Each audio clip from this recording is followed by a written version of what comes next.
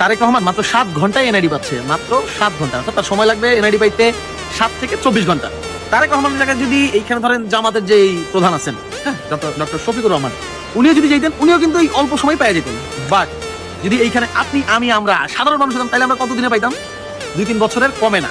আর application করতে গেলে হয়তো কি সার্ভারের সমস্যা, এইটা সেইটা, নানান কেচ্চা কাহিনী। আসলে দিন শেষে কি বাংলাদেশের যত ফ্যাসিলিটি, এগুলো এলিট শ্রেণী পায়। আপনার আমার মতো যে সাধারণ যারা মানুষ, এরা আসলে কখনোই পায় না। অথচ এই যে 7 ঘন্টায় যে এনআইডি পাচ্ছেন উনি, এটা কিন্তু আপনার আমারও পাওয়ার কথা ছিল। এটাই আমাদের নাগরিক অধিকার।